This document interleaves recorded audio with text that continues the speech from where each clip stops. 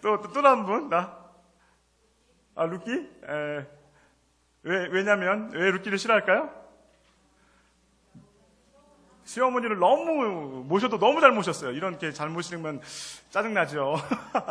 그런데 은혜가 있어요. 근데 이곳에 보면 은혜가 있는데, 자, 그래서 내가 그러면 그 성경 말씀 중에 며느리가 제일 싫어하는 거였지만, 그러면 성경 중에 며느리들이 제일 부러워했던 여인이 있어요. 누군지 아세요? 하와. 역시. 시어머니가 없어서. 구석구석에 이렇게 놀라운 은혜들이 있죠. 자, 오늘 룻기 말씀을 볼 텐데요. PPT 좀 띄워주시겠어요? 오늘 룻기 보겠습니다. 룻기는 참 은혜예요. 왜냐면 룻기가 왜 은혜라고 계속 제가 말씀드리냐면 성경이 66권 우리가 나누어져 있죠. 그런데 한 권의 성경 말씀 속에 66권으로 나눠져 있는데 그 속에 여성의 이름으로 짜인 성경이 2권 있습니다. 그렇죠? 누구죠? 룻과 에스더 맞습니다. 그런데 에스더는 유대인이에요. 유대 여자예요. 그렇죠? 근데 오늘 나오는 룻은 이방 모압 여인이에요. 이방인이 가장 귀하고 귀한 성경 말씀, 하나님의 말씀이 되어진 이 말씀 가운데 들어와 있다는 거예요. 이게 축복인 거예요.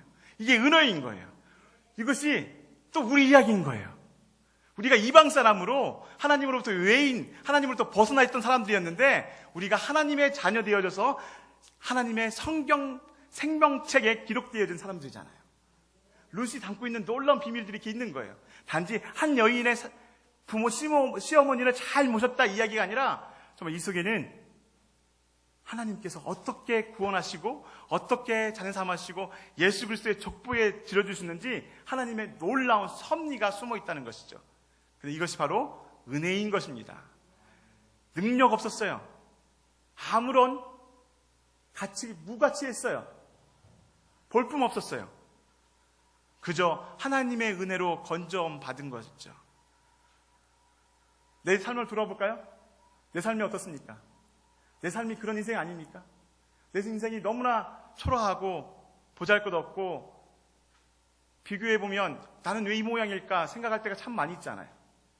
그런 인생 가운데 예수님이 저를 부르셔서 하나님의 귀한 하나님의 자녀로 삼아주셨다는 것, 그게 놀라운 은혜인 것이죠. 바로 룻기가 바로 이런 메시지입니다. 그래서 우리 교재에 보면 그래서 룻기란 책은 한 여인의 이야기입니다. 사사기와 사무엘상의 연결고리이면서 암울한 시대에 피어난 꽃 같은 아름다운 이야기입니다. 꽃이 예쁘게 피었죠? 봐보세요. 사사기 시대 얼마나 암울했습니까? 그 암울했던 시대 때 한성 떨기가 피어났잖아요. 지난주에 2 레인 이야기를 들었잖아요. 그렇죠? 미가의 집안에 개인 가정의 제사장이 되었던 한 레이 지파를 들었고 첩을 뒀던 레인 지파를 들었고 그 당시 시대가 얼마나 암울했습니까? 그런 가운데 한떨기 피어난 이 꽃 한 송이 같이 아름다운 룻이 이야기인 거예요. 그런데 여기다가 한 가지만 더 빨간색으로 펜 있으면 적어주시겠어요? 아름다운 옆에다가 은혜로운 이야기라고 적어주시겠어요? 은혜입니다. 이 말씀은 은혜입니다. 룻기 말씀은 이 2달라고 되어 있는데요. 1장과 2장. 그래서 나오미가 마다가 되어 돌아오다는 내용이고요. 3장과 4장은 기업 물을 자를 통해 회복해 주심. 여기 하이라이트 좀 쳐주시겠어요? 기업 물을 자. 정말 중요한 단어입니다. 자, 오늘 보면 이제 룻기의 장소적 배경을 한번 봐볼까요? 자, 이스라엘은 팔레스타인 가나안 지역에 있죠. 거기에 보면 큰 강이 2개 있습니다. 어떤 강이죠?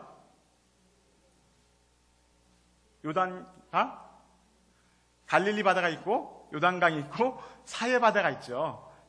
근데 오늘 보면 이 베들레헴에서 출발하여서 이 모압 지방으로 갑니다. 근데 여러분 잘 알고 있다시피 베들레헴의 한국어 뜻은 무엇일까요? 우리 박성청 목사님이 그때 설교 가운데 말씀하셨죠? 빵집, 떡집. 떡이 있다는 것은 뭐죠? 음식들이, 곡물들이 잘 자라서 열매가 많다는 거예요. 그렇죠. 방앗간이 붐비는 이유는 그것이 먹을 것들이 많다는 거잖아요. 그런 떡집에 가뭄이 들어서 가뭄을 피하여서 가게 되는 것, 모압 지방으로 갑니다. 그런데 놀랍지 않아요? 여기서 보면 너무 큰 센스가 있어요. 우리가 하나님이 보내신 곳, 하나님이 살라고 했던 그 땅인데도 보면 우리가 알지 못하는 기근이 오고 어려움이 찾아온다는 것이죠. 그런데 우리가 과연 어떻게 해야 할 것인가 보여주고 있잖아요.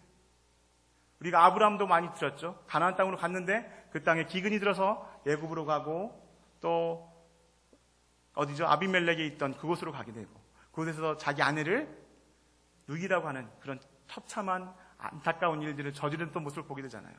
자, 하나님께서 분명 이곳 가운데 보내신 허락하신 곳인데도 불구하고 그들은 이 하나님께서 보내신 곳을 떠나서 모압으로 갑니다. 이 모압 지방에 갔는데 이 모압 지방에서 이제 가서 이곳에서 이 나옴이라는 시어머니가 두 아들을 잃어버리고 남편까지 잃어버리는, 그래서 쫄딱 망하게 되는 거죠. 자, 그래서 이제 돌아오게 되는 거예요. 그런데 이제 두 명의 며느리가 있습니다. 두 명의 자부가 있는데, 자, 한 명은 오르바고 한 명은 나옴이죠. 룻이죠. 룻은 따라오게 되는데 오늘 여러분과 함께 이제 보게 될 것이고요. 자, 그 다음에 저희가 좀 더 이제 그 룻의 이야기는 더 보게 될 거니까 이제 룻기의 시대적 배경을 한번 볼까요? 자, 룻기를 시작하면서 첫 번째 1장 1절에 이렇게 되어 있어요. 사다들이 치리하던 때에. 여러분이 기억하시다시피 사다들이 치리하던 때는 사사기 시대죠. 근데 그때 우리 사사기 마지막을 보면 때 우리에게 보았던 말씀이 뭐였냐면 이스라엘에 왕이 없었다는 거였어요. 그런데 재밌는 말씀이 뭐냐면 룻기가 끝나는 4장 22절에 보면 이렇게 끝나고 있어요. 4장 21절, 22절 같이 한번 읽겠습니다. 시작. 살몬은 보아스를 낳았고 보아스는 오벳을 낳았고 오벳은 이셋을 낳았고 이셋은 다윗을 낳았더라. 자, 끝나고 있는데 무엇으로 끝나고 있을까요? 다윗을 낳았더라. 다윗으로 낳았다가 끝나고 있어요. 분명 사사기는 왕이 없음으로 하면서 끝나고 있는데 분명 룻기는 다윗을 낳았더라고 표현이 되어 있어요. 이 말씀이 뭐냐면 사무엘상 16장 1절에 보면 이 말씀이 되어 있어요. 다시 한번 같이 읽어볼까요? 시작. 또 내가 너를 베들레헴 사람 이새에게로 보내리니 이는 내가 그 아들을 중에서 한 왕을 애손하였음이라. 이 애손이란 말은 영어로 have chosen이란 거예요. choose, 골라내다, 뽑아내다 이런 뜻인데요. 자, 하나님께서 미리 한 왕을 끄집어냈다는 거예요. 미리 준비하셨다는 거예요. 사무엘상 16장 가운데 왕이 없던 그 시대에 벌써 하나님은 왕을 준비하고 계셨던 거죠. 이스라엘 백성들은 하나님이 없는 것처럼 살았지만 그 당시에는 분명 사사시대는 하나님이 다스리시는 시대였었습니다. 48개 성읍에 레위 지파가 있었고 그들이 하나님의 말씀대로 이스라엘 백성들을 가르치라고 세우셨는데 그들은 레위 지파는 그 지파 명령을 수행을 하지 못했죠. 그렇지만 하나님은 계셨고 하나님이 다스리셨던 시대가 바로 사사 시대였죠. 그런데 이스라엘 백성들은 하나님이 없는 것처럼 살았습니다. 그런 백성들 가운데 하나님이 한 왕을 준비하고 계시죠. 바로 이 룻기가 사사기와 사무엘상을 연결하는 연결고리가 되는 굉장히 중요한 책인 거예요. 자, 그러면서 이제 한 왕을 예선하셨다고 하셨는데 이 예선했던 다윗의 족보를 저희가 봐야 돼요. 왜냐하면 룻기는 두 가지 포인트에서 키워드가 뭐냐면 첫 번째 왕을 준비하고 계신 하나님인 거예요. 두 번째는 뭐냐면 기업 물을 자, 고엘이라고 하는 기업 물을 자를 대해서 하나님이 말씀하고 계시거든요. 그래서 보면 다윗의 족보를 한번 볼까요? 다윗의 족보 룻기 4장이 끝나는 거 보면 베레스의 세계는 이러하니라 하면서 마지막에 이새는 다윗을 낳았더라 이렇게 돼 있어요. 마태복음 1장 3절 4절에 보면 유다는 다말에게서 쭉쭉 나가죠. 그래서 보아스는 룻에게서 오벳을 낳고 오벳은 이새를 낳고 이새는 다윗 왕을 낳았더라. 왕까지 나간 것이죠. 다윗 왕까지 나가죠. 근데 여기서 보면 중요한 게 뭐냐면 베레스를 다윗의 족보를 보아스부터 시작하지 않고요. 여기서 보면 룻기에서 보면 다윗의 족보를 보아스부터 시작하지 않고 베레스까지 올라가요. 근데 베레스로 올라가는데 저희 여러분 거기다 적어보시겠어요? 4장 12절. 4장 12절 한번 보시면 여러분께서 다윗말이 유다에게서 낳아준 베레스라는 표현이 나와 있어요. 뭐냐면 이 다윗의 족보를 누구까지 끌고 가냐면 유다까지 끌고 가요. 왜냐하면 유다까지 끌고 가는 이유는 뭐냐면 창세기 49장에서 말씀하고 있던 야곱의 유언이 유다 지파에서부터 왕이 나온다는 그 말씀을 성취해 나가는 것을 보여주고 있다는 거예요. 그래서 이 말씀이 굉장히 중요한 겁니다. 그래서 마태복음도 1장 3절에 보면 유다는 해서 나오는 거죠. 유다 지파에서 계속 나온다는 것. 그래서 예수 그리스도 다윗을 지나고 예수 그리스도까지 이어진다는 그 족보를 잘 보여주고 있는 거예요. 근데 여기서 보면 여러분 보시겠습니까? 이 족보에서 여러분 우리가 알 수 있는 게 뭐냐면 다윗 위에가 누구죠? 이세 이는 누구죠? 오벳 위에는 보아스. 보아스가 있죠. 보아스 위에는 살몬의 아내는 라합은 어디서 나오죠? 여리고성을 정탐할 때 기생 라합 나오죠? 거기서부터 시작되어져요. 기생 라합이라고요. 그 다음에 보아스의 아내는 누구죠? 루시예요. 자, 여러분 이 룻기란 이 시대적 배경이 멀지가 않아요. 여호수아부터 사사기가 중간에 있어서 저희가 굉장히 멀게 느껴지지만 굉장히 가까운 시대에 있는 거예요. 멀리 시대에 있는 거 아니에요. 그래서 여러분 이 룻기 시대적 배경을 다시 한번 생각해 보시고요. 자, 그런데 보면 이제 다시 들어가겠습니다. 기근이 들어 모압으로 갔던 나오미, 아까 처음에 말씀드렸죠? 어떻게 베들레헴으로 돌아옵니까? 어떻게 들어올까요? 베들레헴에 1장 21절 한번 볼까요? 같이 한번 읽겠습니다. 시작. 내가 풍족하게 나갔더니 여호와께서 나로 비어 돌아오게 하셨느니라. 그렇죠. 갈 때는 어떻게 했을까요? 남편이 있었고 두 아들이 있었습니다.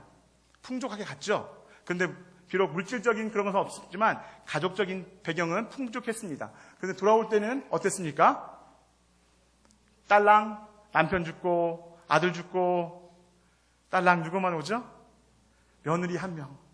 아무리 힘없는 계집 여지 아이 한 명 데리고 오는 거죠. 그래서 이렇게 표현하고 있는 거예요. 그런데 이 나오미가 실수하고 있는 게 있어요. 이 룻이 갖고 있는 이 은혜를 생각하지 못하고 있는 거예요. 우리가 생각하기 쉬워요. 내가 지금 갖고 있는 것들, 내가 소유하고 있는 것이 너무나 보잘것 하찮다고 생각할 수가 있어요. 그런데 그것이 하나님 손에 붙들렸을 때 어떻게 놀라운 역사를 하고 있는지 이 말씀도 보여주고 있어요. 예수님께서 오병이어에게 기적을 베푸셨을 때 어린아이가 가져왔던 강줄이 기억나시죠? 오병이어. 굉장히 보잘것없는 거예요. 그런데 주님께 가져왔을 때 주님께서 어떻게 역사하십니까? 5,000명이 먹고도 남게끔 만들어 놓으시잖아요. 그런데 오늘 이 나오미는 자기가 갖고 있는 게 너무 없다는 거예요. 빈손으로 왔다는 거예요. 그런데 함께 있던 그 여인, 그 룻이 어떤 사람이었느냐? 바로 이런 사람이 되기를 축복합니다. 여기 죄송합니다. 이 PPT가 사라졌네요. 성경 말씀 혹시 성경책 있으면 찾아볼까요? 1장 16절. 나오미의 신앙 고백이 굉장히 중요합니다. 1장 16절을 같이 한번 읽어볼까요? 자, 크게 한번 읽어주겠어요. 시작.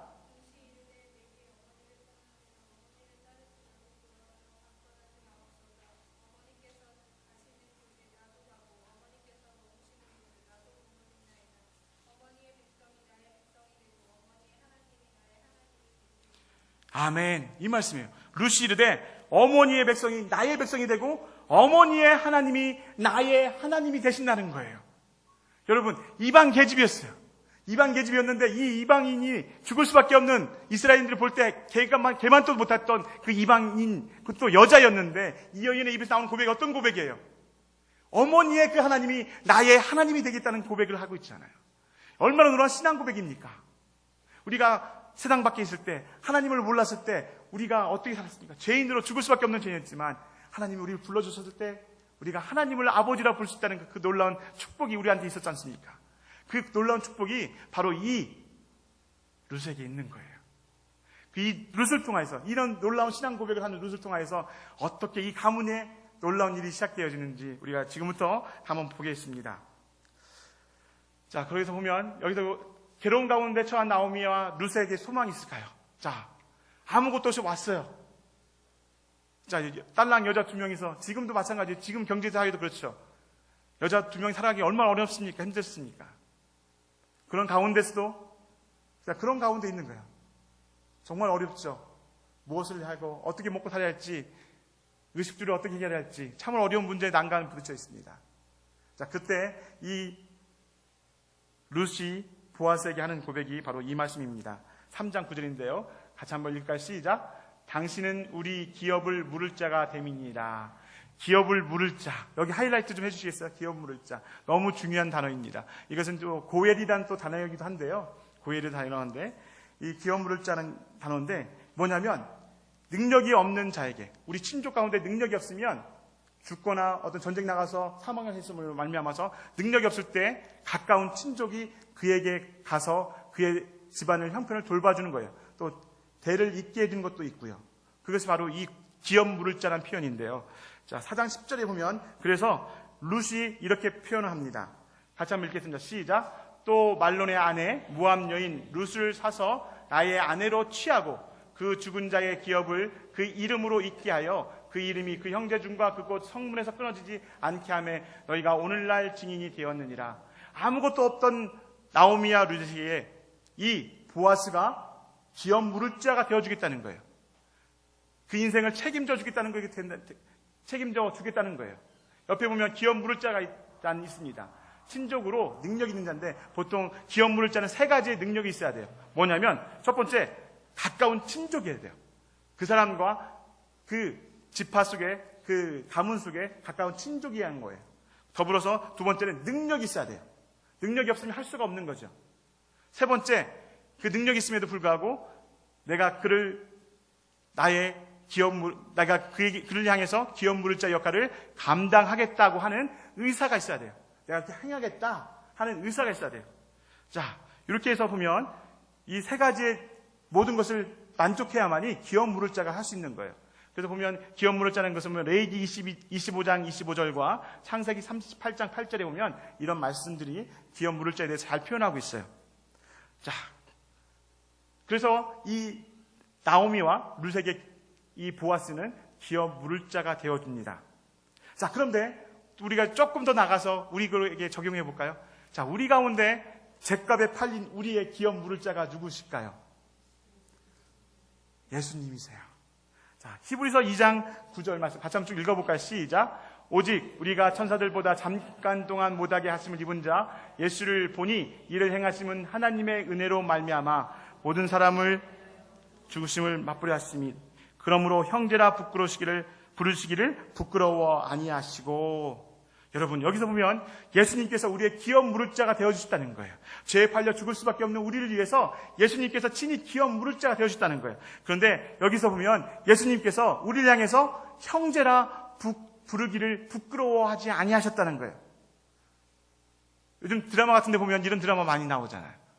그 청소년 학생인데 자기 엄마나 아빠나 그 미아 환경원 가운데 일하시는 분들, 어려운 좀 이렇게 남들이 사회적으로 인정하지 않는 직업 가운데 있는 분들을 부모로 두고 있는 아이들, 친구들과 함께 가고 있는데 부모님이 그 일을 하고 있을 때 부끄러워하고 피하는 모습들이 요즘 종종 우리가 볼 수 있잖아요. 이게 부끄러워하는 거예요. 그러니까 누군가가 보면 내가 부끄럽다는 것은 내가 자랑할 것이 없다는 것이죠. 드러낼 것이 없다는 것이죠. 우리가 마찬가지였던 거예요. 죄에 팔려 죽을 수밖에 없는 우리는 죄와 허물로 엉클어진 우리는 참으로 보기 부끄러운 존재들이었잖아요. 그런 가운데 이런 우리를 위해서 예수님께서 내가 너의 형제야. 로마서에는 맏아들을 되어주신다고 하시잖아요. 우리를 위해서 예수님께서 맏아들을 되어주시겠다고 말씀하고 계시잖아요. 그래서 근데 우리가 어떤 상태에 있었습니까? 또 죽기를 무서워함으로 일생에 매여 종들한 모든 자들 놓아주려 하심이니 우리는 죽기에 무서워하셔서 죄를 짓고 정말 사망의 음침한 골짜기 가운데 머무르는 우리가 죽기를 두려워했던 우리 가운데 이렇게 사단의 앞잡이가 되었던 우리 인생 가운데 예수님께서 우리를 위해서 기업 물을 자 되어주시고 우리를 형제라 불러주시고 그래서 2장 17절 말씀 같이 한번 읽어보고 시작. 그러므로 저가 범사의 형제들과 같이 되심이 마땅하도다. 이는 하나님의 일에 자비하고 충성된 대제사장이 되어 백성의 죄를 구속하려 하심이라. 예수님께서 우리의 모든 죄를 구속하여 주신 거예요. 우리를 해방시켜 준 거예요. 그래서 예수님께서 우리의 기업 물을 자가 되어주신 것입니다. 여러분께서 룻기 말씀을 읽어가실 때 체크해 보세요. 기업 물을 자는 단어가 4장 가운데 12번이나 나와요. 굉장히 중요하니까 반복되어지고 있는 거죠. 그런데 우리가 또 한편 생각해 보기에 룻기 말씀 속에 참으로 중요한 단어가 한 단어가 있습니다. 아무여라는 단어인데요. 혹시 기억나십니까? 아무여? 기억 안 나세요? 룻기 가운데 있는 단어인데요. 이 누구냐면 보아스가 이제 룻에게 기업 물을 자가 되어주기로 했잖아요. 그런데 그 친족 보아스보다 더 가까운 친족이 한 명 있었습니다. 한 명 있었는데 원래 그래서 보아스가 내가 너의 기업 무릇자 되어주겠다고 했는데 보니까 자기보다 더 가까운 친족이 있는 거예요. 그 사람이 가서 나오미가 있는데 당신이 기업 무릇자가 되어주시겠습니까? 물어봤는데 처음에는 그렇다고 해요. 그런데 밤이 지나고 아침이 됐을 때 생각이 바뀌죠. 자, 어떻게 생각할까요? 룻기 4장 6절 한번 읽어볼까요? 시작! 그 기업 물을 자가 가로되 나는 내 기업에 손해가 있을까요? 나를 위하여 무르지 아니하노니 나의 물을 권리를 내가 취하라. 나는 무르지 못하겠노라. 자, 뭐라고요? 왜 기업 물을 자가 되지 않겠다고 얘기하고 있죠? 손해를 보니까 내가 왜 그러냐면 내 재산이 나가야 하고 내가 시간이 나가야 하고 여러 가지 신경 쓸 일이 많은 거예요. 바쁜 세상 가운데 내가 룻과 같이 나무미처럼 벌 보려는 사람 돌볼 시간이 없다고 내가 그거 무릎 안겠다고 신발을 던지면서 자기의 권리를 포기하는 거죠. 의무를 포기하는 거죠. 그래서 성경 말씀이 이 사람에 대해서 이름을 아무여라고 하고 있어요. 그 두 며느리 한 명 다시 고향 땅으로 돌아갔던 그 며느리 오르바라는 이름이 있어요.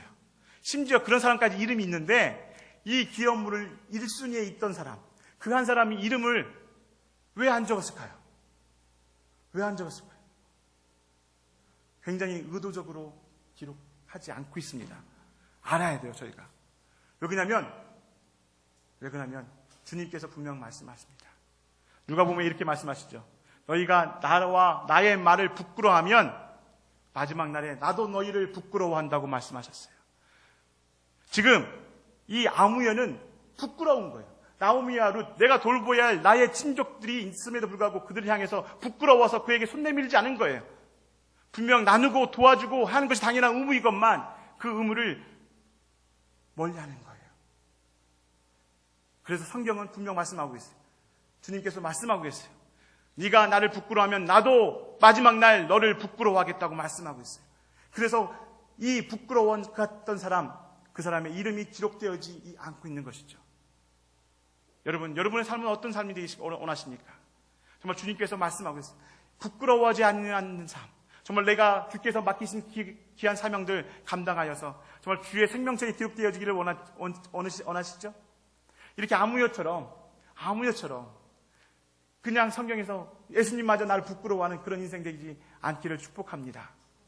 그러면서 잠언에도 보면 이렇게 나와 있어요. 잠언 19장 7절 볼까요? 가난한 자는 그 형제들에게 미움을 받거든 하물며 친구야 그를 멀리 아니하겠느냐.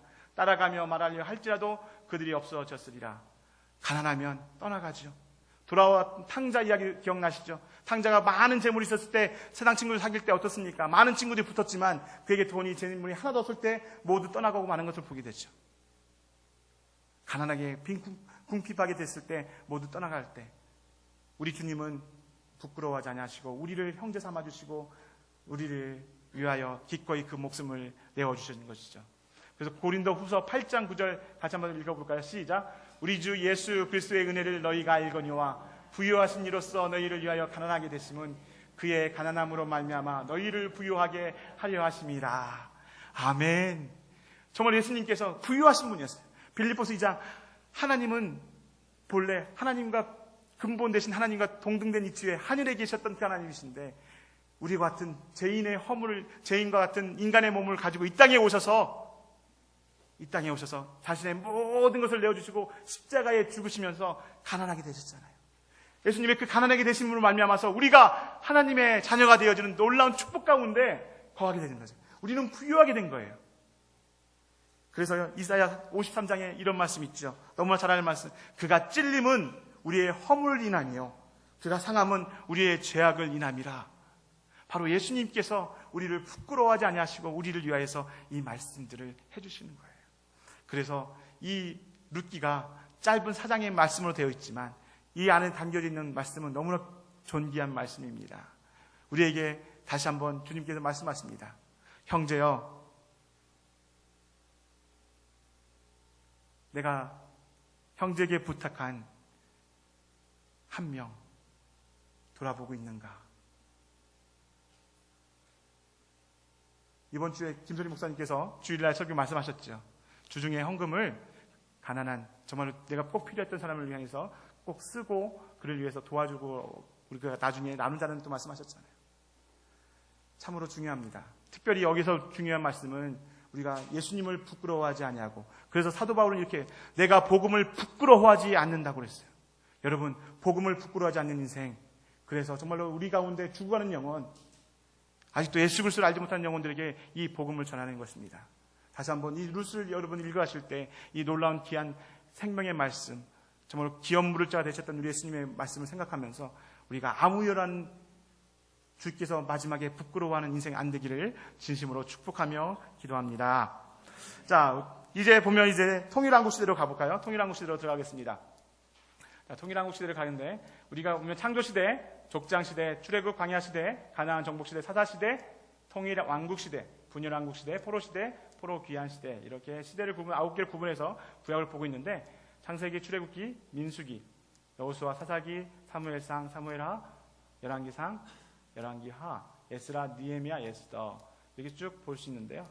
그래서 저희가 지금 오늘 말씀은 뭐냐면 통일한국 시대에서 사무엘상과 사무엘하, 그다음에 역대상, 그다음에 시편까지 저희가 좀 더 보기 원합니다. 시간이 될지 안 될지 모르겠지만 여러분 이 지도로 최단 시간 내에 한번 마치도록 해보겠습니다. 지도로 본 구약을 보면 여러분께서 이것은 책 있죠? 책에서 여러분들이 한번 쭉 해보세요.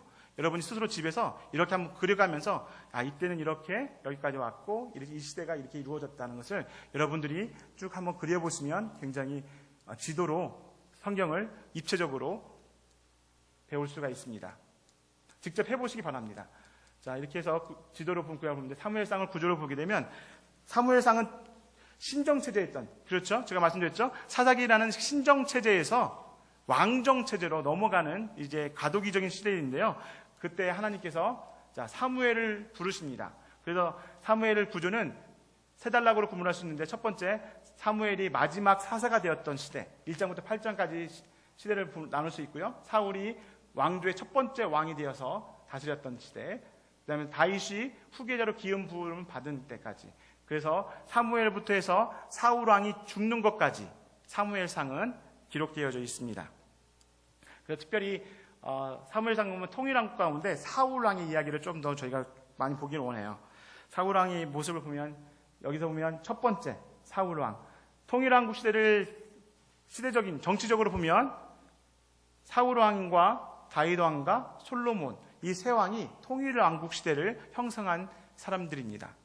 그 다음부터 솔로몬이 죽고 르호보암과 여로보암을 낳은 그때부터 분열왕국 시대가 시작되어지죠. 자, 솔로몬이 이제 보면 첫 번째 보면 전투에 나간 법계, 이 법계 이야기를 먼저 할게요. 4장부터 7장은 이제 1장부터 보면 여러분 바로 그 사무엘과 한나 이야기를 볼 수 있죠. 사무엘과 한나가 어떻게 해서 사무엘이 태어나게 되고 사무엘이 어떻게 해서 실로에서 제사장이 되는지 얘기가 쭉 나와 있고요. 그 다음에 더불어서 이제 전투에 나간 법계 이야기를 좀 하길 원하는데요. 자, 이때가 보면 엘리 제사장이 두 아들이 있었죠. 홈니와 비느하스가 있었는데 이 사람들이 너무 망난이도 개망난인 거예요. 불량자라고 표현되어 있어요. 불량자. 정말 얼마나 심했으면 하나님께 드린 재물을 삼지창으로 고리를 꺼내서 자기가 먼저 먹는 그 패역한 짓들을 했던 참으로 안타까운 행동을 했던 사람들이었는데 이 엘리야, 홈니, 비느하스 이렇게 암울한 시대였던 거예요. 바로 이 시대도 보면 사사기 시대의 연장이었던 거죠. 연장이었던 것. 그런데 이때 보면 어떻습니까? 여기서 보면 3장, 사무엘상 3장 3절 같이 읽어봐. 시작. 하나님의 등불은 아직 꺼지지 아니하였으며 그런 가운데서도 하나님의 등불은 꺼져 있지 않다는 거예요. 하나님의 등불은 꺼져 있지 않다. 우리가 너무 잘 알고 있는 말씀 있죠. 우리가 많이 찬양 부른 것, 꺼져가는 등불 끄지 아니하시고 상한 갈 때 꺾지 아니하시는 그 하나님의 놀라운 메시지들이 그 남은 자의 세상이 여기서 흘러가고 있는 거예요. 룻기 가운데서도 잠깐만 말씀 언급하면 룻기 시대에 보면 남은 자가 있다는 것이죠. 룻기 시대 때, 그 아무런 사사 시대 때 누가 남은 자였습니까? 보아스가 바로 우리 예수님의 대표기도 하지만 남은 자의 사상을 보여주고 있는 거죠. 룻도 바로 그 한 사람 중에 한 명이죠. 자, 그러면서 이런 암울한 시대 가운데 제사장들이, 지도자들이, 종교 지도자들이 타락했던 그 시대 가운데 자, 하나님의 등불은 끄지지 않고 있다는 것. 하나님은 역사 가운데 행하신다는 것. 그것을 보여주고 있죠. 그런데 여기서 보면 이제 이 홈리와 비나스가 블레셋 군사들이 쳐들어오니까 그들을 향해서 어떻게 할까요? 처음에 전쟁 나가는데 저기 지게 되죠. 그러니까 우리가 법궤를 가지고 와서 전쟁을 하자. 그러면 이길 수 있을 거야 라고 하는 거죠. 그런데 여기서 엄청난 안타까운 것이 있죠. 그들의 사상이 어떤 사상 가운데 있는가를 보여준 게 뭐냐면 4장 3절 같이 한번 읽어볼까요? 시작. 여호와의 언약궤를 실로에서 우리에게로 가져다가 우리 중에 있게 하여 그곳으로 구원하게 하자.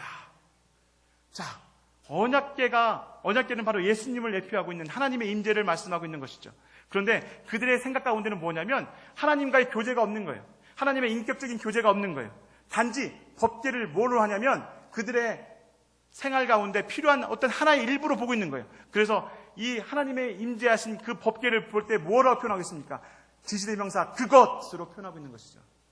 그들의 생각 가운데는 법궤가 하나님의 임재, 하나님의 함께하심 그것으로 다가오는 것이 아니라 단지 우리를 도와주고 우리의 전쟁 가운데 승리할 수 있는 하나의 도구로밖에 보지 않는 거예요. 하나님을 이용하는 것이죠. 우리 삶 속에서도 내가 믿는 그 하나님이 나가 잘 될 수 있도록 도와주는 어떤 부적과 같은 하나의 그런 것으로 전락하지 않았는지 뒤돌아볼 부분 이 모습 속에 있습니다. 자, 그러면서 우리가 가는데 다시 한번 이때 가서 전쟁 가운데 법궤를 빼앗기게 되죠. 그래서 법궤가 실로에서부터 에베네스까지 가서 전투에 있는데 빼앗기게 됩니다. 그래서 아수스로 가게 되고 가드로 가게 되고 에글론으로 가게 되고 벳세메스로 가게 되고 이런 곳에 바로 이 지역은 블레셋의 굉장한 도시죠. 블레셋들이 가장 커다란 도시들의 이름들인데요. 자, 이런 도시를 갈 때마다 하나님의 놀라우신 역사들이 일어나죠. 다곤 신이 무너지고 머리와 팔이 떨어져 나가고 그런 놀라운 역사들이 보면 하나님이 계신 그곳 가운데 이방 신들이 무릎 꿇고 하는 경배하는 모습들을 보게 됩니다. 자, 그러면서 이제 기랏 여라임까지 오게 되는, 벳세메스까지 오게 되는데요. 우리가 단지 여기 말씀에서 이 실로에서부터 시작하여서 벳세메스까지 오게 되는 이 과정에 보면 이 여정 속에서도 보면 놀라운 하나님의 뜻이 있습니다. 우리가 6장 12절 보면 이제 블레셋 군사들이 이게 자기네들 가운데 너무나 커다란 시련으로 다가오니까 이제 법궤를 돌려보내자. 그래서 돌려보게 되는죠.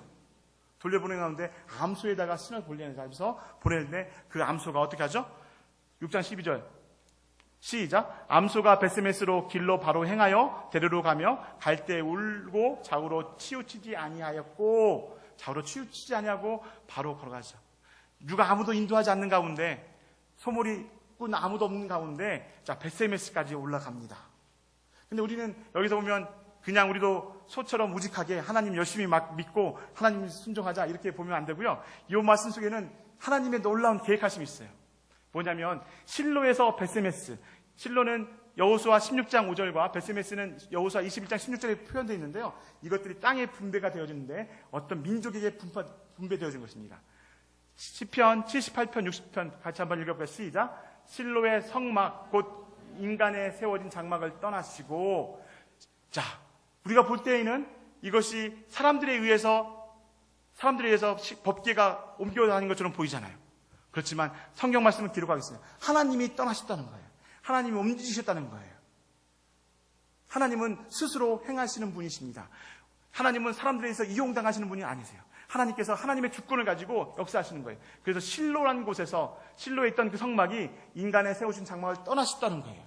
그래서 에베네스를 가고 가드로 가고 아스드로 가고 이랬던 그 블레셋 지방을 가고 벳세메스까지 가게 되는 지역이 있는데 자 실로란 곳은 보면 이게 여호수아 자 에브라임 지파의 족장이었던 여호수아가 가나안 땅을 정복을 하고 그 첫 번째 자기의 지파에 있던 그 땅 가운데 실로에 성막을 지었어요. 그런데 성막이 있어야 할 자리는 어디일까요? 그것입니다. 67편 같이 한번 읽을까요? 시작. 또 요셉의 장막을 실어 버리시며 에브라임 지파를 택하지 아니하시고 자 성경 말씀은 자 에브라임 지파를 택하지 않았다는 거예요. 실로를 택하지 않으신 것. 하나님이 옮겨가신 벳세메스로 가신 것은 하나님께서 주권적으로 그 땅을 떠나셨다는 거예요. 자, 그러면서 68절 같이 한번 읽을까요? 시작. 오직 유다 지파와 그 사랑하시는 시온산을 택하시고, 벳세메스라는 그곳은 유다 지파에게 배분되어졌던 땅인 것이에요. 그래서 이 벳세메스로까지 인도하신 하나님께서 그곳으로 가시는 것이죠. 하나님의 놀라운 주권이 하나님이 유다 땅 가운데서 예수 그리스도가 나시고 예수 그리스도께서 그곳 가운데서 구속의 역사를 이루어 가시는 모습들을 보여주고 있는 것이 하나의 또 모습입니다. 자, 이렇게 하는데 이스라엘 백성들 가운데 이제 너무나 제사장들이 타락하고 하는 가운데 그들이 이제 한 가지 요청을 합니다. 무엇을 요청할까요? 우리에게도 열방과 같은 왕을 주십시오라는 표현을 씁니다. 열방의 같은 왕을. 그런데 사무엘상 8장 5절 열방과 같이 우리에게 왕을 세워 우리를 다스리게 하소서 한지라. 자, 근데 이것을 왕을 달라고 합니다. 근데 그들이 구하는 왕은 누구였냐면, 그들이 구하는 왕이 누굴까요? 하나님을 구했을까요? 우리에게 하나님, 우리의 왕이 되어 주십시오. 이렇게 얘기했으면 얼마나 좋았을까요? 하나님, 나의 왕이 되어 주십시오. 우리 민족의 왕이 되어 주십시오. 이스라엘 백성 내국 땅 가운데서 포로로 있었던 우리를 구해 주셨던 그 하나님이 우리 하나님이 되어 주십시오. 우리 왕이 되어 주십시오. 이렇게 얘기했으면 얼마나 좋았을까요? 그런데 이스라엘 백성들이, 이 패역한 이스라엘 백성들이 어떤 왕을 구합니까? 열방과 같은 왕을. 사무엘상 8장 5절에 보면 열방과 같이 우리에게 왕을 세워, 열방에 있는 왕처럼 우리도 왕을 세워주십시오. 이 왕은 무엇입니까? 우리가 출세하고 우리가 잘 먹고 잘 살 수 있도록 우리에게 풍요롭게 할 수 있는 그런 왕을 세워주십시오 라고 이야기하고 있는 거예요. 세상이 구하는 것들은 그런 거잖아요. 세상 사람들이 구하는 것도 무엇입니까? 잘 먹고 잘 살고 높은 지위, 높은 출세하고 이런 것들을 구하는 것처럼 이 사람들도 마찬가지인 거예요. 하나님의 사람이었지만, 하나님 택한 백성이었지만 그들 가운데서 보면 세상의 만몬에 의해서 다스려지는 그 인생 가운데 보고 있던 인생들이 아니었습니까? 그래서 열방과 같은 왕을 우리에게 주시라고 하는 거예요. 블레셋들이 믿었던 왕이 누구였습니까? 누구였죠? 블레셋 백성들이 믿었던 왕, 그들이 믿었던 그 신이 누구였죠? 다곤신도 있고 바알과 아세라가 있죠. 그들은 풍요로운 신을 원했던 거죠. 자, 그들의 믿었던 것은 자기들을 전쟁 가운데 이기고 승리할 수 있는 그렇게 보여지는, 눈으로 보여지는 가시적인 왕을 구했던 거예요. 자, 그런데 여기서 보면 하나님께서 이렇게 말씀하고 계세요. 실제 보면 나를 버려 자기들의 왕이 되지 못하게 함이니라. 하나님을 버렸다고 하시는 거예요. 사랑의 하나님, 능력의 하나님을 인식하지 못하고 그저 눈에 보이는 세상의 왕들처럼 우리에게도 그런 왕을 달라고 하는 거죠. 그런데 8절 9절에 보면 이렇게 경고하시죠. 하나님이 야, 왕의 제도가 무엇인지 아느냐? 그래서 그들에게 잘 설명하라고 하시죠. 그러면서 하는데 왕의 제도가 어떤 것일까요? 여기 보면 16절부터 쭉 가다 보면 여러분 한번 체크해 보세요. 거기는 보면 어떤 왕의 제도는 뭐냐면 세상의 왕은 이런 왕들이에요. 취하고 너의 자녀들의 남자들을 취하여서 군대에 보내고 너희의 딸들을 뽑아서 너희의 시녀로 삼을 것이며 이런 취하고 다 빼앗아 하는 거예요. 결국은 뭐라고 하시죠? 너희가 그의 종이 될 것이라고 이야기하는 거예요. 근데 왜 하나님은 어떤 하나님이십니까? 하나님은 주시는 하나님이시잖아요. 신정체제 속에서 하나님이 다스리는 그날은 하나님의 은혜를 계속 부어주시는 그 세상인데, 여기서 보면 세상의 왕들은 우리 것을 다 뺏어가고 결국 우리가 그들의 종들이 된다는 것을 이야기하고 있는데, 이런 무서운 경고를 하나님이 해주시고 있는 것이죠. 그래서 너희가 택한 왕, 너희가 선택한 왕, 그 왕을 하나님께서는 허락하십니다. 그 왕이 누구시냐면 누굴까요? 사울왕입니다. 사울왕은 이 놀라운 성경의 전체적인 구속사의 가운데 등장해서는 안 될 사람이었던 거예요. 왕으로 등극해서는 안 될 사람이었어요. 왜냐하면 그는 베냐민 지파 사람이었기 때문이죠. 아까도 말씀드렸지만 창세기 49장 가운데 있었던 말씀 기억나시죠? 왕은 유다 지파에서 나오는 게 맞습니다. 그래서 아까도 족보를 볼 때도 역대상과 우리가 그 룻기의 족보도 마태복음과 누가복음에 나오는 족보도 보면 다 유다 지파로 거슬러 가는 거 보게 되죠. 자, 그래서 열방 같은 경우인데 또 이런 가운데 열방의 왕을 구하는 가운데 12장을 가다 보면 여러분이 이런 사무엘의 마지막 말을 듣게 될 것입니다. 같이 한번 읽어볼까요? 시작. 나는 너희를 위하여 기도하기를 쉬는 죄를 여호와 앞에 결단코 범하지 아니하고 선하고 의로운 길을 너희에게 가르칠 것인즉 너희는 여호와께서 너희를 위하여 행하신 그 큰 일을 생각하여 오직 그를 경외하며 너희의 마음을 다하여 진실히 섬기라. 만일 너희가 여전히 악을 행하면 너희와 너희의 왕이 다 멸망하리라. 사무엘의 마지막 말이에요. 여러분, 우리가 보면 계속했었죠. 모세의 마지막도 보았고 여호수아의 마지막도 보았고, 자, 사무엘도 마지막 사사였던 이 사무엘도 어떤 놀라운 말씀을 합니까? 나는 너희를 위하여 기도하기를 쉬는 죄를 여호와 앞에 결단코 범하지 아니하고 기도를 쉬지 않겠다는 것이죠. 그리고 선하고 의로운 길을 너희에게 가르칠 것인지 여호와의 길을 가르친다는 것이죠. 여러분의 인생 가운데 이런 사무엘의 마지막 말들처럼 여러분의 평생의 삶이 앞으로의 인생 가운데 정말 기도하는 삶, 정말 하나님의 말씀을, 하나님을 알지 못하는 영혼들에게 전하는 그런 귀한 삶이 되기를 축복합니다. 아멘. 사울왕의 실수로 본 반역인데, 사무엘 보면 이제 사울왕이 왕이 되어지고 사울왕이 이제 잘 다스립니다. 처음에는 전쟁에서 많이 승리도 하고 그렇죠. 그런데 이게 교재는 좀 없는데요. 제가 좀 추가했는데 사무엘상 13장부터 15장을 보면 사울왕이 실수를 하게 돼요. 크가지 세 가지 실수를 하게 되는데 여러분 잘 아시죠? 사무엘 실수 첫 번째가 뭐냐면 제사장 없이 제물을 자기식으로 드린 거예요. 자, 번제를 드려야 하는데 제사장이 사무엘이 늦게 오는 거예요. 그래서 자기가 자기 마음대로 드리는 거죠. 자기가 제사장이 돼서 그 제물, 그 번제를 드리게 되죠. 두 번째 실수는 뭐냐면 금식령을 절제 없이 시행했다가 해제한 거예요. 세 번째 실수는 진멸하라는 하나님의 명령을 자기식으로 해석한 거예요. 그런데 여기서 보면 우리가 순종과 불순종 넘어서, 순종은 무엇이죠? 내 생각과 하나님의 생각이 대립되어질 때 내 생각을 내려놓고 하나님의 말씀에, 하나님의 생각에 따르가는 것, 그게 순종이죠. 불순종은 하나님의 말씀이 있었을 때 그것을 따르지 않는 것이죠. 근데 이 순종과 불순종을 뛰어넘어서 더 하나님이 보시기에 심각하게 문제는 뭐냐면 반역입니다. 우리가 이것을 잘 구별해야 돼요. 불순종과 반역은 정말 큰 차이가 있죠. 실수 1번과 3번을 보면 이게 바로 반역의 모습인데요. 자기식으로 해석했다는 거예요. 하나님의 말씀이 우리에게 주어졌을 때 그것을 행하는 그것을 내가 내 생각대로, 내 편할 대로, 내 상황에 맞춰서 그것을 해 나가는 거죠. 내 식대로 하는 거예요. 내 편할 대로 하는 거죠. 이것이 가장 문제인 거죠. 이것을 우리가 어디서 볼 수가 있죠? 선악과를 따먹는 아담과 하와의 모습도 있죠. 죽을까 하노라 하는 그 말에 넘어간 거죠. 하나님은 정령 죽으리라고 말씀했지만 죽을까 하노라는 그 말에 그 생각에 동조하고 넘어갔던 것이죠. 중요합니다. 우리가 어떤 하나님의 말씀이 왔을 때, 하나님의 말씀에 딱 들어섰을 때 내 식으로 해석하여서 내 마음대로 드려진 것은 굉장히 큰 위험입니다. 그래서 하나님은 성막도 하나님의 말씀에 항막의 성막에 식양이 있지요. 하나님께서 정하시는 게 있습니다. 그것대로 가야 하는 것이 하나님께서 원하시는 것이죠. 내가 편할 대로, 내가 편하니까, 내가 좋으니까 내 식대로 하는 것이 아니라 하나님께서 정하신 그 규례대로, 그 말씀대로, 그 식양대로 따라가는 것, 바로 그것이 진정 하나님이 원하시는 것, 순종입니다. 여러분, 하나님께 반역하지 마십시오. 정말 내 식대로, 내 마음대로, 내 생각대로 해석하고 그것을 실천하는 여러분이 아니라 정말 하나님의 말씀대로, 내 이성적으로, 합리적으로 생각으로 그것이 옳지 않더라도 그저 하나님의 말씀이니 순종하는, 바로 여러분에게 축복합니다. 그런데 이렇게 반역의 단계를 보면 사울이 범했던 실수의 생각들의 패턴들이 이렇게 나오고 있어요. 자기 자신에게 예민하게 반응하고 자기 생각을 찾는 거예요. 더 나아가서 자신의 생각 등에 확신을 가져. 이제는 자기 생각이 그래 이거 맞아. 이렇게 하는 것이 옳아. 이렇게 생각하면서 이제 독단적으로 나가는 것이죠.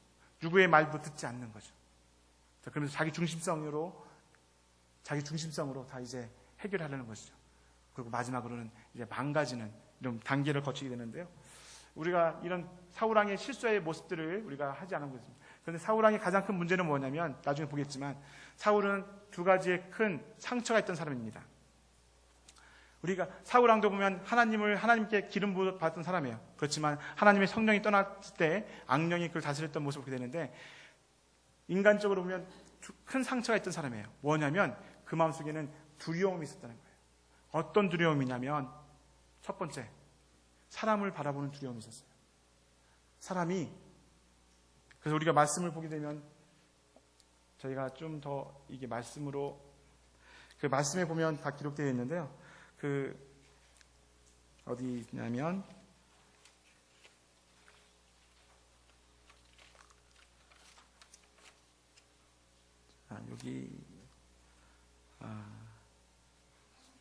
말씀을 드리겠습니다. 사울은 두 가지의 그 큰 상처가 있었는데 뭐냐면 사람을 보고 사람을 두려워했다는 거예요. 그래서 사무엘이 왔을 때 네가 어째서 이렇게 했느냐면 사람들이 어떻게 할까봐 무서워서 그들의 말을 쫓았습니다. 이런 표현이 있어요. 두 번째는 뭐냐면 그의 왕위를 빼앗길까봐 두려웠던 거예요. 다윗의 인기가 많아지고 사울은 천천히요, 다윗은 만만히요, 이런 사람들의 울림소리가 퍼져나갔을 때 그 왕의 자리, 정말 그가 어떻게 올라가 그 자리인데 그 자리를 빼앗길까봐 두려웠던 거죠. 사람들이 무서웠고 자기 자리가 빼앗길까봐 두려웠던 거예요. 우리 가운데도 이런 상처가 있죠. 여러분 가운데도 어떤 두려움이 있습니까? 참으로 이런 두려움이 나를 엄습해 올 때, 분명 우리는 구원받은 자이기 때문에 우리가 하나님의 말씀에 은혜를 받게 살아가고 있어요. 그렇지만 상처는 또 다른 것이죠. 우리에서 성령께서 분명하시네. 너희의 연약함을 아시는 성령께서 우리를 다스리신다고 하시잖아요. 우리를 신에 의해서 기도하신다고 하시잖아요. 분명 우리에게는 연약함이 있습니다. 사울에게는 이렇게 두려움이라는 엄청난 자기 삶 속에서 어떻게 자기가 할 수 없는 두려움이 그를 엄습해 올 때 그는 자기 방식대로 자기 생각대로 헤쳐나갔던 모습들이 있었죠. 그래서 결국은 패망의 길로 가게 되는 모습을 보게 되었죠. 그 사울왕의 모습은 우리가 생각해 보면 진정한 회개가 무엇인가 생각해 보겠죠. 회개란 뜻은 메타노이라는 건데 달리 생각하는 것입니다. 또한 히브리란 뜻인데 가는 길을 돌아가는 것이죠. 우리가 생각할 때 베드로와 가룟 유다를 볼 수가 있고요. 자, 가던 길을 우리가 돌아서서 달리 가는 것이죠. 우리 지금까지 갔던 길이 이 길이었다면 이것이 잘못되어졌다고 생각하면 정말로 하나님께 모든 것을 내려놓고 회개하고 다시 돌아가는 것, 바로 그것이 필요한 것이죠. 근데 사울은 이런 진정한 회개가 없었죠. 변명으로 자기를 어떻게 궁색한 변명으로 그 이 길을 모면하려 했던 모습들이 그 가운데 있었습니다. 사무엘상 17장에 보면 싸움에서 승리하는 모습이 있습니다. 자, 우리가 너무 잘 아는 골리앗과의 전쟁이죠. 자, 골리앗 전쟁인데요. 여기서 보면 한 가지 볼까요? 이제 블레셋 사람들은 이쪽 산에 있고, 자, 이스라엘 사람들은 저쪽 산에 있고, 두 진영이 이제 대립하고 있습니다. 자, 두 진영이 대립하고 있는 거예요. 참으로 이것은 보여주고 있는 우리의 영적인 상태인 거 보여주고 있는 거예요. 하나님의 사람들과 하나님의 사람 아닌 사단과의 영적 전쟁 가운데 있는 모습을 대변하고 있는 것이죠. 자, 그래서 보면 8절에 보면, 자, 블레셋의 장군이 이렇게 하죠. 골리앗이 이렇게 하죠. 너희가 어찌하여 나와서 항우를 벌였느냐? 나는 블레셋 사람이 아니며 너희는 사울의 신복이 아니냐? 너희는 한 사람을 택하여 내게로 내려보내라. 자, 너희를 내게로 보내라는 거예요. 한 사람 한 대표를 뽑으라는 것이죠. 한 대표를 뽑아서 보내는 거예요. 그런데 어떻습니까? 블레셋의 장수 골리앗이 그렇게 막 떠벌리고 있을 때,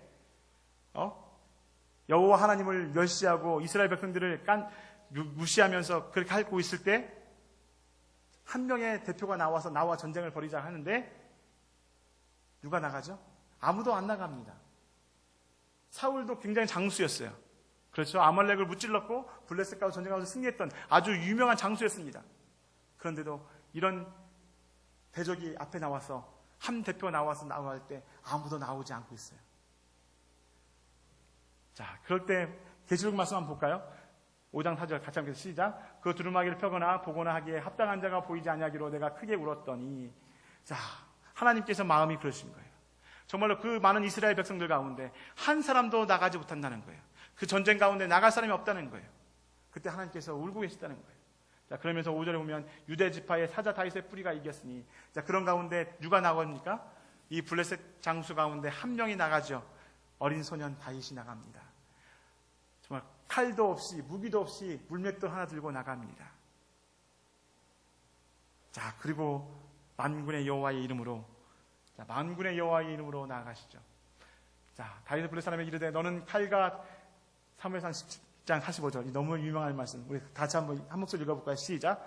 다윗이 블레셋 사람에게 이르되 너는 칼과 창과 단창으로 내게 나아오거니와 나는 만군의 여호와의 이름 곧 내가 모욕하는 이스라엘 군대의 하나님의 이름으로 내게 나아가노라. 아멘. 이 다윗이 나가는 데 있어서 자기의 이름을 위해 나갑니까? 아니죠. 누구의 이름을 위해 나갑니까?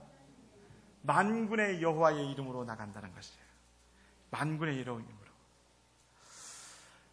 자, 그러면서 또 이제 47절 보면 전쟁은 여호와께 속한 것인지. 자, 전쟁은 여호와께 속한 것인지. 그러면서 이제 블레셋 장군 골리앗이 물맷돌에 의해 쓰러집니다. 하나님이 역사하신 그 자꾸만 물맷돌에 의해서 쓰러지죠. 그러면서 어떻게 합니까? 51절 도망하는지라. 블레셋 사람들이 그 쩌렁 쪽에 있던 사람들이 다 도망하는 거예요. 그래서 52절 이스라엘과 유다 사람들이 일어나서 소리 지르며, 여러분 이것이 우리의 인생 가운데 보여주는 영적 전쟁 가운데 하나님이 보여주고 있는 모습이에요. 우리는 이긴 전쟁을 하고 있는 것입니다. 여기 보시겠습니까? 계시록 5장 5절 유다 지파의 사자의 뿌리가 이겼으니, 우리 주님의 전쟁은 승리하신 전쟁입니다. 우리의 대표자 되신, 우리의 총사령관 되신 예수님의 전쟁은 이미 승리하신 전쟁입니다. 우리는 예수님을 따르는 전쟁 가운데 있는 우리는 승리할 것입니다. 아멘. 그래서 봐보세요. 그래서 52절 이스라엘과 유다 사람들이 일어나서 소리 지르며, 자, 일어나서 소리 지르고 있는 거예요. 만군의 여호와의 이름으로 나가고 승리하고 있는 것이죠. 여러분, 지금 인생 가운데 두려움과 여러분 역경과 어떤 문제로 인해 고민하고 어려워하십니까? 우리 주님께서 다 승리하셨습니다. 우리 주님께서 대표자가 돼서 모든 걸 승리하시는 거예요. 영적 전쟁 가운데 승리하시는 거예요. 우리가 바로 그 예수님을 나의 주로 믿고 따라갈 때 우리도 동일한 은혜가 우리 가운데 있다는 것을 보여주고 있습니다. 아멘. 다윗의 도피 생활이 이게 쭉 있습니다. 이거 도표를 드린 이유는 여러분 성경 말씀 읽어갈 때 이 도표를 따라가서 보세요. 따라가 보면 굉장히 은혜가 있습니다. 그런데 그 징계받는 다윗 있죠. 여러분 교재에 징계받는 다윗이 있는데 15장 19장 있죠. 교재 혹시 찾으셨나요? 이것은 사무엘 하로 가야 돼요. 사무엘 하로. 이거 그 편집을 제가 막 졸다 가다가 죄송합니다. 제가 역시 이렇게 하면서 우리 하나님은 실수가 없으신 하나님, 졸지도 주무시도 않는 하나님이신데 나는 졸면서 자면서 실수가 많은 인간이구나 내가 깨달았어요. 죄송합니다. 이거 그 사무엘 하로 나중에 사무엘에서 다시 볼게요. 이렇게 해서 여러분이 보시면 다윗의 도피 생활들 이렇게 쭉쭉 이게 도표를 해놨으니까 여러분들이 이것을 보시면서 굉장히 볼 거예요. 그러면서 우리가 보면 그 다윗이 이제 도망다니는 신세 가운데서 보면 나발과 아비가일의 이야기 나오죠. 너무 알죠? 나발과 아비가일 있는데 한번 25장 7장 이 어떤 얘기냐면 다윗이 왕이 되었던 거예요. 다윗이 이제 도망자 신세 되어서 이제 불황자 440명만 다니는데 이제 그 한때는 배가 고픈 거예요. 배가 고파서 어찌 할지 몰랐는데 나발이 부자였어요. 그래서 그곳에 가서 우리에게 먹을 것을 주고 좀 돌봐달라 그러죠. 그래서 이제 보면 7절에 보면 내 목자들이 우리와 함께 있었으나 우리가 그들을 해하지 아니하였고 그들이 갈멜에 있는 동안에 그들의 것을 하나도 잃지 아니하였으니 나발 너는 내게 은혜를 얻게 하라. 다윗에게 주기를 원하노라 하더라 하라. 이렇게 전했던 거예요. 그런데 나발이 이렇게 얘기하고 있죠. 나발이 10절 11절 같이 읽어볼까요? 시작. 나발이 다윗의 사람들에게 대하다가 이르되 다윗은 누구며 이새의 아들은 누구냐? 요즘에 각기 주인에게서 억지로 떠나는 종이 많도다. 내가 어찌 내 떡과 물과 내 양 털 깎는 자를 위하여 잡은 고기를 가져다가 어디서 왔는지도 알지 못하는 자들에게 주겠느냐? 나발이 안전 개무시를 하는 거죠. 다윗을 완전 개무시하는 거예요. 다윗의 마음이 어땠을까요? 내가 너한테 이렇게 했잖아요. 실제로 보면 이렇게 너의 재산을 지켜주고 보호해주고 했는데 네가 나를 이렇게 무시해. 그런데 이런 나발의 모습과 달리 한 여인의 놀라운 모습이 있죠. 아비가일의 모습이죠. 자, 26절 30절 읽어볼까요? 시작. 내 주여 여호와께서 살아계심을 두고 맹세하노니 내 주도 살아계시거니와 내 주의 손으로 피를 흘려 친히 보복하시는 일을 여호와께서 막으셨으니 내 주의 원수들과 내 주를 헤아려 하는 자들은 나발과 같이 되기를 원하나이다. 내 주께서 무지한 피를 흘리셨다가 내 주께서 친히 보복하셨다든지 함으로 말미암아 슬퍼하실 것도 없고, 아비가일은 나발을 위해서 당신 지금 화가 나서 나발을 죽이려고 하는 그 마음 붙잡으십시오 하면서 얘기하고 있는 거예요. 분노가 일어났을 때 이렇게 옆에서 지혜롭게 말해줄 수 있는 현숙한 여인들이 되신 분들이 바로 평택온율교회에 있는 바로 우리 여자 집사님들인 줄 믿습니다. 아멘. 근데 우리가 한 가지 생각해야겠어요. 여기서 보면 다윗의 마음 가운데 다윗이 왜 나발을 죽이려고 했냐면 이런 생각이 있었던 거예요. 내가 너에게 어떻게 했는데. 여러분, 우리 인생 가운데 참으로 분노가 많이 일어날 때 분노의 여러 가지 원인이 있지만 이것이 있어요. 본전 생각하죠. 내가 너에게 어떻게 했는데. 자녀를 키울 때 보면 야 이놈의 새끼야, 내가 너를 어떻게 키웠는데 네가 나한테 이렇게 할 수 있니? 거래처도 직장 가는 것에서도 내가 너에게 얼마나 너 힘들 때 어려울 때 내가 도와줬는데 네가 나를 무시하고 이럴 수 있니? 여러분, 시험에 들지 않기 위해서 여러분의 정말 이 본전 생각 내려놓으시기 바랍니다. 내가 너에게 어떻게 했는데, 이런 생각들, 우리를 참으로 무너뜨리기 쉬운 생각입니다. 하나님을 믿는 사람으로서 정말 지금 손해가 될지라도 아비가일의 이런 놀라운 충고처럼 정말로 하나님의 사람에게 피를 묻히지 말라고 했던 그 아비가일의 지혜로운 말에 우리가 귀를 기울이고 정말 우리가 삶 속에서 지혜롭게 살아가기를 축복합니다. 그래서 마지막에 26장에 보면 사울을 살려주는 다윗의 모습이 두 번에 걸쳐서 나오고 있어요. 그래서 사울을 살려주는 모습도 있고요. 그래서 마지막으로 다시 한번 보면 다윗의 삶과 사울의 삶을 비교해보기 원하는데요. 특별히 여기 보면 제가 아까 말씀드렸던 두 가지 사건이 있었죠. 15장 24절에 보면 사울의 삶에서 드러난 것이었습니다. 같이 한번 읽어볼까요? 여기 말씀인데요. 사울이 사무엘에게 이르되 내가 범죄하였나이다. 내가 여호와의 명령과 당신의 말씀을 어긴 것은 내가 백성을 두려워하여 그들의 말을 청종하였습니다. 사울의 상처가 있었던 거예요. 사람에게 대한 두려움이 있었던 거죠. 두 번째는 그는 20장 30절 1절에 이새의 아들이 땅에 사는 동안은 너와 내 나라가 든든히 서지 못하리라. 그의 인생 마음속에는 두려움이 있었다는 거죠. 사람의 칭송을 구하였고 사울왕은 그렇게 살아갔던 인생이었던 거예요. 여러분, 정말 우리가 갖고 있는, 우리가 구원받은 자예요. 그렇죠? 하나님의 은혜를 경험한 자예요. 그럼에도 불구하고 우리 속에는 쓴뿌리가 있어요. 상처가 있어요. 혹시 이 시간 여러분에게 축복합니다. 정말 여러분 가운데 삶에 여러 가지 두려움이 있다면 그 문제를 내려놓으시기 바랍니다. 그 두려움을 가지고 내려놓을 때 어디로 내려놓느냐? 우리 주님의 십자가 앞에 내려놓으시기 바랍니다. 다윗이 그렇게 했어요. 다윗은 자기의 두려움이 왔을 때 첫 번째 도망갔던 다윗이 어디로 가신 줄 아십니까? 도피 생활 시작할 때 첫 번째 도망갔던 곳이 뭐냐면 사무엘에게 도망가는 모습을 보게 되어요. 사무엘이 있는 곳은 하나님의 성전이 있는 곳, 하나님의 임재가 있는 곳이죠. 여러분, 두려움이 나를 찾아올 때 정말 사람을 향해서 사람에게 구하지 아니하고 정말 하나님을 향해 달려나가는 여러분의 모습이 있기를 축복합니다. 아멘. 그래서 다윗이 또 이게 보면 3장에 오면 아멜렉에 복수하게 되고 사울의 마지막 전투가 있고요. 그래서 오늘 이 말씀까지만 보고 끝나겠습니다. 다 함께 죽었다고 끝나요. 다 함께 죽었다고. 사무엘상 31장은 사울왕의 죽음으로 끝나는데요. 어떻게 죽냐면 사무엘상 12장 13절 제가 말씀했죠. 열방에 있는 왕처럼 우리에게 왕을 주십시오. 이스라엘 백성들이 구했을 때 하나님께서 그에게 허락하셨죠. 그러면 12장 13절 이제 너희가 구하는 왕, 너희가 택한 왕을 보라. 여호와께서 너희 위에 왕을 세우셨느니라. 너희가 구하나 너희가 택한 왕이라는 거예요. 하나님이 택하시고 하나님이 세우신 왕이 아니라 너희가 세우고 너희가 택하는 왕이었다는 거예요. 사울왕의 그 모습이었다는 거예요. 그러면서 사울왕이 어떻게 되죠? 31절 5절에 죽으니라. 31장 6절에 보면 그 세 아들과 병기든 자와 그의 모든 사람이 다 그날에 함께 죽었더라 되어 있습니다. 사울을 왕으로 허약하신 두 가지 의도가 있어요. 보여주기 원하시는 거예요. 뭐냐면